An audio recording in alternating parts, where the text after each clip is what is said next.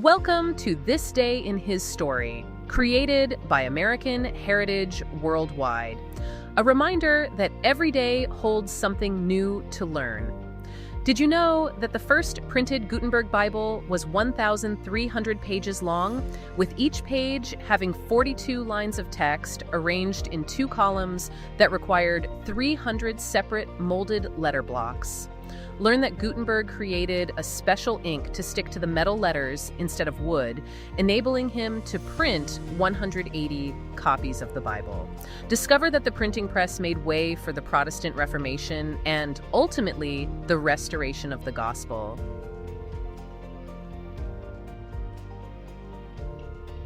Imagine you're a monk in the early 15th century. You're sitting in this drafty, freezing stone monastery. Right, your back aches, your hands are permanently cramped up. Exactly. You have spent the last 3 years of your life hunched over a single massive vellum manuscript, painstakingly copying the Bible by hand, one beautifully illuminated letter at a time. Wow. Yeah, the single book is your life's work. It's worth roughly the same amount as a sprawling country estate.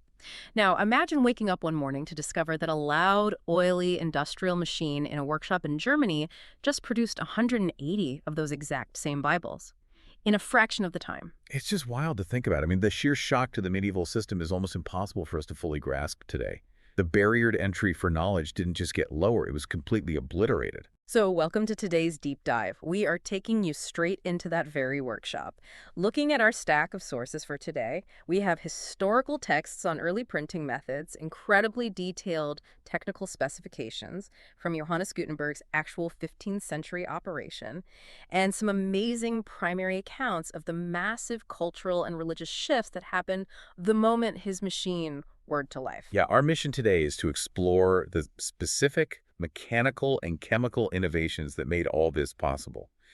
We want to understand how a political exile, playing with metal molds and sticky ink, didn't just print a book, but physically democratized knowledge, disrupted global power structures, and completely revolutionized European culture. But before we step into Gutenberg's workshop, we really have to look at the shoulders he was standing on, because the concept of printing didn't just fall out of the sky into Germany in 1450. No, definitely not. The sources take us way further back, and much further east, actually, to China during the Tang Dynasty. This is right around AD 868. Wow, that early.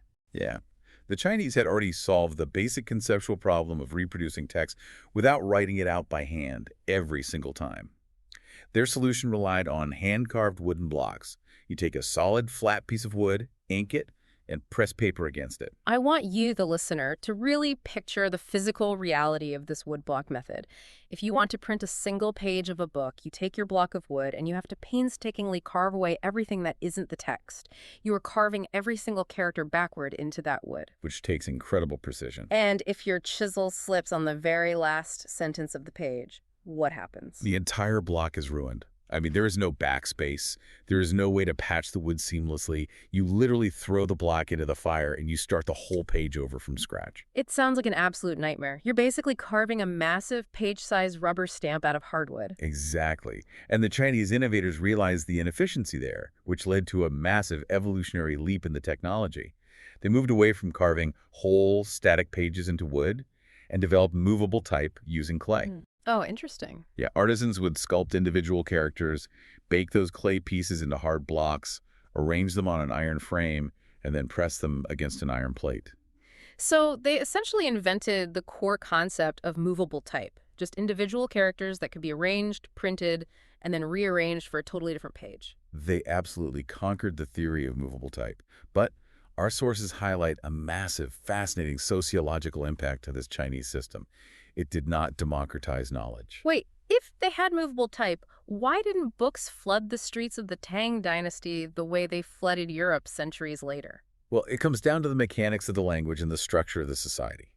The Chinese written language consists of thousands of unique characters, so the sheer volume of clay type required is just astronomical. Because of that immense cost and complexity, the technology remained highly controlled. It was used primarily to print study materials for the civil service exams.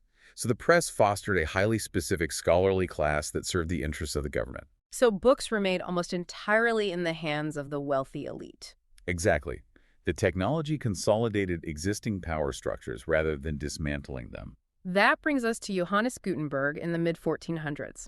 He's living in Strasbourg, France, as a political exile from his home in Mainz, Germany, and he takes this concept of movable type and solves the scale problem. Right. He ditches the baked clay and the carved wood entirely, and he moves to metal. My favorite way to think about his invention is like a giant box of Lego bricks. That analogy holds up incredibly well. Gutenberg realized that with the Latin alphabet, you only need to account for a few dozen characters rather than thousands. So he developed a highly sophisticated hand mold to cast these individual letters out of a specific metal alloy. And the beauty of those metal Legos is that once you finish printing page 1, you sweep all those little metal letters back into their sorting bins, and you use the exact same A and the exact same E to build page 2. Yeah, you never have to carve a whole page again. And durability is the key factor here. Baked clay crumbles under repeated pressure. Wood warps and splinters as it absorbs ink and water over time. Right. But letters cast from a mixture of lead, tin, and antimony. They can withstand the immense repeated pressure of a heavy mechanical press thousands of times without losing their sharp edges. Okay, so here's where I always get confused, and I need you to break down the science for me. If he has these perfect metal letters, why couldn't he just take the standard ink that monks had been using for centuries, dip his metal letters in it, and stamp the paper? Because traditional manuscript ink was water-based. It was formulated to soak into the porous fibers of parchment or vellum when applied with a quill. Okay. If you take watery liquid and brush it onto a perfectly smooth, solid piece of metal, the surface tension causes the liquid to beat up. So it'd be like trying to paint on a glass window with watercolors. The ink just slides right off or pools up into droplets. That is the exact chemical problem he faced. If you press paper onto a metal letter covered in beaded-up water-based ink, you just get a watery, illegible smudge. So Gutenberg couldn't just be a clever mechanic who figured out how to squish paper against metal. He had to become a master chemist. Wow. He had to completely reinvent the composition of ink so it would adhere evenly to a non-porous metal surface. The sources actually give us the specific recipe he invented, and it sounds like something you'd use to pave a road. He mixed turpentine, linseed oil, walnut oil, pitch, and lampblack resin. The brilliance of that recipe is in its viscosity. Pitch is a thick, tar-like resin derived from trees. When you combine that with the linseed and walnut oils and use turpentine as a solvent, you create an incredibly thick, sticky paste. Ah, I see. This new oil-based ink clung to the flat surface of the metal type without dripping or beading. And what about the lampblack? So lampblack is essentially pure collected soot from oil lamps. It's pure carbon. That provided the intense, dark pigmentation. When you combine the sticky oils with that pure carbon soot, you get the right mixture to create the radiant, deep black letters that his prints are still famous for today. But with an ink that thick and sticky, you clearly aren't brushing it onto the metal letters with a delicate little paintbrush. The mechanics of applying the ink had to be just as industrial as the ink itself. Oh, absolutely. He had to invent a completely new tool for the job. Our sources detail the creation of ink balls, which were known in the workshop as dabbers. Let's describe these dabbers for the listener, because the physical labor of this process is wild. Yeah, a dabber consisted of a piece of thick leather stuffed tightly with wool or horsehair and attached to a sturdy wooden handle. It looked a bit like a large leather mushroom. A leather mushroom, got it. A worker would take two of these dabbers, dip them simultaneously into a vat of that thick, oily ink, and then beat them together vigorously. Wait, they are literally pounding these leather horsehair balls together just to get an even coat of ink. Yes. The beating distributed the ink perfectly evenly across the surface of the leather. Then the worker would forcefully roll and dab those leather balls across the entire bed of arranged metal letters. So picture the air in this workshop. It smells heavily of turpentine and linseed oil. You have workers pounding leather dabbers against metal type.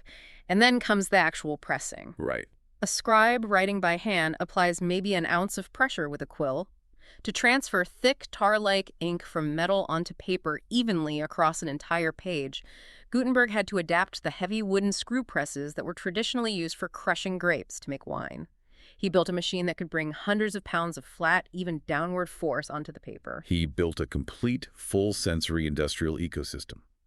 The movable type, the chemical ink, the dabbers, the converted wine press, it all had to function perfectly together for a single letter to print correctly. And by 1450, that workflow was perfected. He had his proof of concept. But to pull off something massive, to actually disrupt the world, he needed capital. Building a press, casting thousands of metal letters, and buying vats of oil and mountains of paper required serious funding. And that leads to a critical partnership. In 1452, a wealthy merchant named Johannes Fust loans Gutenberg the money for his project and joins him as a partner. Okay. Our sources note that they started by printing standard commercial items like calendars and pamphlets to get the cash flowing. But their ultimate project, the magnum opus that would prove the power of this machine to the entire world, was the Gutenberg Bible. The scale of this project is staggering. Let's look at the specifications from the workshop. This Bible was completed and bound in Mainz, Germany on August 24, 1456. They didn't print just one Bible as a novelty. They printed 180 copies. Yeah. And this wasn't some flimsy pamphlet. It was a 1,300-page book. To really understand the physical labor required, we have to break down a single page. Yeah. Each page contained 42 lines of text, printed in a highly complex, ornate Gothic font, arranged in double columns. Oh, wow. Our sources tell us that to print just one single page, it required 300 separate molded letter blocks. I really want you to pause and imagine this manual labor. A typesetter has to reach into a wooden case and pick up 300 individual metal letters, punctuation marks, and spaces, one by one. Right. And you have to place them all backward in reverse order so that when the paper is stamped, they read left to right. You are doing this for 300 pieces of metal just to make one page. And you're doing that for every single one of the 1,300 pages. Yeah. The logistical supply chain they had to build was massive. The sources mention each Bible required 322 large sheets of paper. So for 180 Bibles, they were sourcing over 57,000 sheets of high-quality handmade paper. That's incredible. They were mixing countless vats of that pitch and soot ink, too. But the machine handled the heavy lifting of the mass text, while our sources point out they didn't entirely abandon the human touch. Some of the initial letters on the pages were featured in brilliant color, added by hand after the printing process. Yeah. Just to give the book that striking visual element that mirrored the hand-drawn manuscripts people were used to seeing, the completion of those 180 Bibles in 1456 was the spark that ignited a powder keg. Truly. I look at this moment as the 15th century equivalent of the dawn of the internet. The success of Gutenberg's press was immediately heralded throughout Europe. The specialized trade of printing spread rapidly from Germany into Italy, Spain, and beyond. And the immediate casualty was the monk freezing in the monastery. By the late 15th century, the printing press made the old, highly respected skills of the scribe and the handbook maker entirely obsolete. If a workshop can produce in weeks what takes a monastery a decade, the old way of doing things simply vanishes. Absolutely. But the loss of the scribal profession was just the surface-level disruption. The true revolution was about who controlled the narrative of reality. Before the printing press, information was a severe bottleneck. Because books were so rare and expensive, the church and the extreme elite were the only ones who had access to them. If you are an average person in the 1400s, you can't read the Bible yourself. You can't verify what it says. You have to completely trust the interpretation of the wealthy elite or the religious authority standing at the pulpit. They have a total monopoly on truth. The printing press shattered that bottleneck. Suddenly, books, pamphlets, and newspapers are flooding the continent. Yeah. Readily available knowledge bypassed the traditional gatekeepers. Our sources trace a direct, undeniable line from the availability of this printed knowledge to massive historical movements, most notably the Protestant Reformation. Because once people could read the texts for themselves, they could share ideas, translate the Bible into their native languages, and openly debate theological and political concepts without relying on a centralized authority to dictate the truth to them. The printing press provided the physical infrastructure for the Reformation to happen. Exactly. And the sources take that ripple effect even further, charting how this widespread access to information ultimately made way for the restoration of the gospel. The press completely revolutionized European culture, removing the bottleneck of information that had kept the masses in the dark for centuries. And the direct descendants of Gutenberg's movable type press went on to shape the New World too. It is incredible to trace the lineage of a physical machine and see how it alters human destiny across oceans and centuries. Yeah, the fundamental printing technology that Gutenberg pioneered was heavily utilized in the early days of the restored church. The descendants of his machine were used to print the Book of Mormon, as well as other foundational scriptures and missionary publications. Correct. The sources highlight the Book of Mormon as a witness to the truths of the Bible and clear evidence that God loves all his children. Without the technological foundation of mass reproduction that Gutenberg laid in Mainz, the rapid dissemination of these critical texts across the world would have been impossible. As for the man himself, Gutenberg's personal story didn't end with a crown and endless riches. He continued printing, but around 1460, his eyesight began to fail him. The man who dedicated his life to bringing the written word to the masses slowly lost his own ability to read it. He died a few years later in 1468. So tragic. His machine, however, immediately outlived him and crossed borders. In 1476, just 8 years after his death, Gutenberg's original press was transported across the English Channel and set up in Westminster Abbey. From a drafty workshop in Germany directly into the heart of English power at Westminster Abbey. That is a testament to how quickly the world realized the sheer power of this technology. And the Bibles they printed on that machine went on an incredible journey, too. Out of the original 180 Gutenberg Bibles printed, the sources tell us exactly how many survived the centuries to make it to the present day. The survival rate is incredibly small, which transforms these books into some of the most valuable historical artifacts on Earth. Today, there are only 21 complete paper copies of the Gutenberg Bible still in existence. And there are 4 complete copies printed on something else entirely. Right, 4 complete copies were printed on vellum.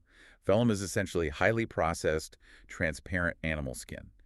Today, we more commonly refer to this type of material as parchment. And that was super difficult to work with, right? Exceptionally difficult for a printer to work with, yeah, because it doesn't absorb ink the way paper does. The ink has to sit perfectly on top of it. But vellum is vastly more durable than paper, which is why those 4 copies remain so pristine today. If you are listening to this and wondering if you can ever actually see the mechanics of this 15th century technology in action, you can. There is a working replica of the Gutenberg printing press at the Crandall Historical Printing Museum in Provo, Utah. The museum provides a fascinating physical timeline of this technological evolution. Alongside the Gutenberg replica, they house a replica of the E.B. Grandin press. Oh, the Grandin press. That's the exact machine that was used to print the first copies of the Book of Mormon. Exactly. And the way they constructed that Grandin replica is mind-blowing. Museum guide Jim Watkins explains the process in our sources. They didn't just look at a picture and build something similar. They located the original Grandin press, they took the entire heavy iron machine apart piece by piece, and they physically cast it. Wait, really? Yeah, they made precise molds of the original parts. From those casts, they built 2 or 3 mathematically exact replica presses. It is a beautiful parallel to Gutenberg's own core innovation-making, precise metal molds to reproduce something exactly, ensuring that the machine itself could be shared with the public. Watkins has a quote from our sources that perfectly distills the mission of this deep dive. He says, "Printing helped get the information out in the world for people. It helped to get these things invented. It is the ultimate feedback loop.